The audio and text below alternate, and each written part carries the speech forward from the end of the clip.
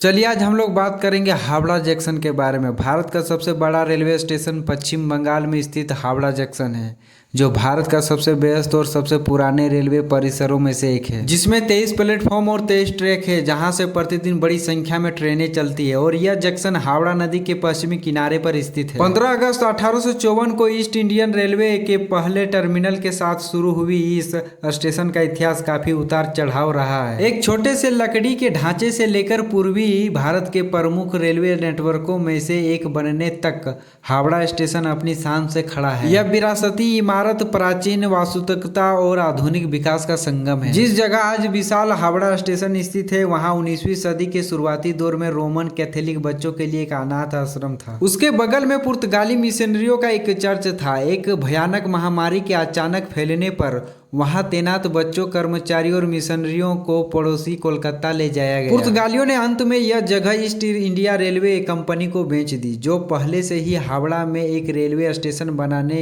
पर विचार कर रही थी। पुर्तगालियों से ईश्वर प्रदत्त जमीन ने योजना को सही आकार दिया। स्टेशन बनाने का काम जल्दी ही शुरू हो गया। शुरुआती में एक बड़े स्टेशन की योजना नहीं थी। उस समय हावड़ा जंक्शन स्टेशन भी नहीं था। वहां सिर्फ एक प्लेटफॉर्म था और एक मंजिला लाल ईंटों की इमारत थी। टिकट इमारत के अंदर एक छोटी सी खिड़की से लिए जाते थे।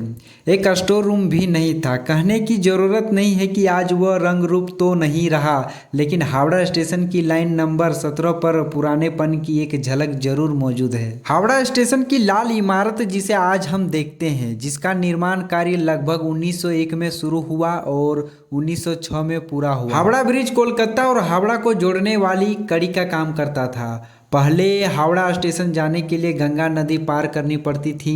अर्मेनियाई घाट पर एक रेलवे टिकट काउंटर था। वहां से टिकट खरीदे जाते थे और रेलवे कंपनी का लाइन यात्रियों और सामान को ढोता था और फ्री सेवा शुल्क कुल रेल किराए में शामिल होता था। 15 अगस्त 1854 को हावड़ा से हुगली तक पहली यात्री रेलगाड़ी ने अपनी यात्रा शुरू की, जो भारतीय रेल के इतिहास में एक महत्वपूर्ण मील का पत्थर साबित हुई। 39 किलोमीटर लंबी इस रेल लाइन ने पूर्वी क्षेत्र में भारतीय रेल के पहले कदम को सुनिश्चित किया, जिसने आगे चलकर पूर्वी भारत में संचार प्रणाली की नींव रखी। हालांकि हावड़ा स्टेशन 170 साल पुराना है, फिर भी रेलवे वर्तमान में हावड़ा मंडल की 100वीं वर्षगांठ मना रहा है। इसके पीछे का कारण तत्कालीन ब्रिटिश भारत सरकार ने 1 जनवरी 1925 को ईस्टर्न इंडियन रेलवे और 30 जून को ग्रेट इंडियन पेनिनसुला रेलवे का अधिग्रहण किया था। तब पहली बार ईस्टर्न इंडियन रेलवे को मंडलीय आधार पर संगठित किया गया था। शुरुआत में कुल 6 मंडल थे।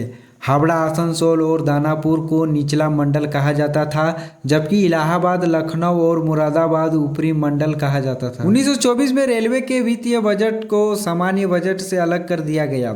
परिणाम स्वरूप रेल मंत्रालय को अपने मामलों का प्रबंधन स्वयं करने और सिद्धांतों पर आधारित भावी नीतियों को बनाने और उन्हें लागू करने के लिए पर्याप्त वित्तीय और प्रशासनिक प्रदान की गई। चलिए अब बात करेंगे पहले के हावड़ा जंक्शन और अभी के हावड़ा जंक्शन में क्या परिवर्तन हुआ। हावड़ा स्टेशन डिजिटल जमाने के युग में प्रवेश कर चुका है। 1985 में प्लेटफॉर्मों की संख्या बढ़ाई गई और 1923 में गति शक्ति टर्मिनल के उद्घाटन ने मालगाड़ियों के संचालन के लिए नए रास्ते खोले। इसके अलावा स्टेशन में electronic display, digital ticket counter, escalator, CCTV सुरक्षा, फूड कोर्ट आदि जैसी आधुनिक सुविधाएं शामिल की गई। वर्तमान में वंदे भारत एक्सप्रेस की शुरुआत से यात्रा का कम समय हुआ और पश्चिमी बंगाल की कनेक्टिविटी में सुधार आई। हमारी छोटी सी जानकारी आपको अच्छी लगी तो कमेंट बॉक्स पर कमेंट जरूर करें। चलिए धन्यवाद।